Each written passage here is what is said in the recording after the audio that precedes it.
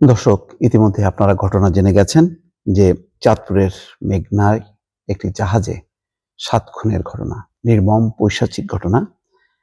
সেখানে জুয়েল নামে একজন বেঁচে গেছে, কিন্তু তার শ্বাসনালী কেটে গেছে। কিছু বলতে চেয়েও পারছে না, তাই পুলিশকে লিখে জানাচ্ছে সবকিছু।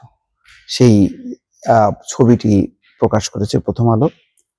জাহাজ থেকে আহত অবস্থায় উদ্ধার জুয়েল রানা ৩৫, শ্বাসনালী কেটে যাওয়ায় কথা বলতে পারছেন না, তাই কাগজে লিখে বোঝানোর চেষ্টা করছেন। আজ সোমবার চাঁদপুর সদর হাসপাতালের সামনে অ্যাম্বুলেন্সে। দর্শক, চিন্তা করেন কি মর্মান্তিক ঘটনা। এখানে খবরে বলা হচ্ছে চাঁদপুরের মেঘনায় সারবাহী জাহাজ থেকে আহত অবস্থায় উদ্ধার ফরিদপুরের জুয়েল রানা ঘটনার বিষয়ে নৌপুলিশকে কিছু একটা বলতে চেয়েছেন, কিন্তু শ্বাসনালী কেটে যাওয়ায় তিনি হাতে লিখে সেটি বলার চেষ্টা করেন। শেষ পর্যন্ত অবস্থা গুরুতর হওয়ায় লেখা শেষের আগেই আজ সোমবার সন্ধ্যায় তাকে দ্রুত অ্যাম্বুলেন্সে করে চাঁদপুর সদর হাসপাতাল থেকে ঢাকার উদ্দেশ্যে নিয়ে যাওয়া হয়। তার মানে পরিস্থিতি এমন যে সেটি আর শেষ করতে পারেনি, তার আগে পরিস্থিতি তার খারাপ হয় এবং তাকে ঢাকার উদ্দেশ্যে নেওয়া হয়।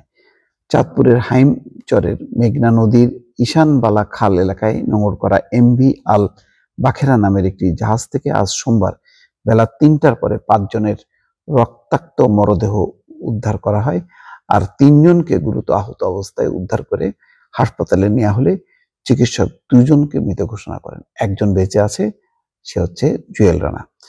চাঁদপুর নৌ থানার ভারপ্রাপ্ত কর্মকর্তা বলছেন, আমরা আহত জুয়েলের সঙ্গে কথা বলার চেষ্টা করেছি, কিন্তু তিনি কথা বলতে পারেননি।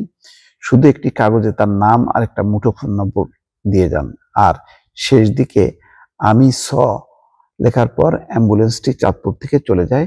আমাদের ধারণা জুয়েল হয়তো কিছু একটা জানেন বলে বলার চেষ্টা করেছেন, তবে এখনো কোনো তথ্য নেওয়া সম্ভব হয়নি। কি আশ্চর্য ব্যাপার, একজন বেঁচে থাকলো, তারপরেও সে কিন্তু বলে যেতে পারলো না পুলিশকে, লিখতে পারলো না যে কি ঘটেছিল বা কারা এই ঘটনার জন্য দায়ী, নেপথ্যে কারা আছে। এদিকে ঘটনাস্থল পরিদর্শন শেষে সন্ধ্যায় চাঁদপুরের অতিরিক্ত পুলিশ সুপার সুদীপ্ত রায় বলেন, তারা ওই জাহাজে গিয়ে ৫ জনকে ৫টি কক্ষে রক্তাক্ত অবস্থায় মৃত পান। জাহাজে গিয়ে ৫ জনকে ৫টা কক্ষে রক্ত অবস্থায়, তার মানে ৫ জনকে ওই আলাদা আলাদা কক্ষে নিয়ে তাদের হত্যা করা হয়। বাকি ৩ জনকে জাহাজের বিভিন্ন স্থানে রক্তাক্ত আহত অবস্থায় জীবিত মনে হয় দ্রুত ২৫০ শয্যার চাঁদপুর সরকারি জেনারেল হাসপাতালে পাঠানো হয়, কিন্তু হাসপাতালে নেওয়ার পর ২ জনকে মৃত ঘোষণা করা হয়। ভাগ্যক্রমে শ্বাসনালী কাটা অবস্থায় জুয়েল নামের একজন স্টাফ এখনো বেঁচে আছেন, তাকে উন্নত চিকিৎসা দিতে ঢাকা মেডিকেল কলেজ হাসপাতালে পাঠানো হয়। অতিরিক্ত পুলিশ সুপার বলছেন, আমরা প্রাথমিক তদন্ত করে বিষয়টি ডাকাতি বলে মনে করছি না। এই ধরনের নৃশংসতম ঘটনা একটি পরিকল্পিত হত্যাকাণ্ড মনে হচ্ছে, কারণ সেখানে 2টি মোবাইল, মানিব্যাগ এবং অন্যান্য জিনিসপত্র অক্ষত অবস্থা আছে। চাঁদপুর নৌ পুলিশ সুপার সৈয়দ মুশফিকুর রহমান বলেন, আজ ভোরে বা সকালের মধ্যে কোনো এক সময় হত্যাকাণ্ডের ঘটনা ঘটেছে বলে তার ধারণা। যেখানে ঘটনাটি ঘটেছে সেটি মেঘনা নদীর পশ্চিমাংশ চর এলাকায়। দুপুরে খবর পেয়ে নৌ পুলিশের সেখানে পৌঁছাতে 1 ঘন্টা সময় লেগেছে। দুর্বৃত্তরা নিরিবিলি এলাকা নিশ্চিত হয়ে এই ঘটনা ঘটিয়ে সহজে পালিয়ে যায় বলে ধারণা করা হচ্ছে। খুব মর্মান্তিক দর্শক, এটাই।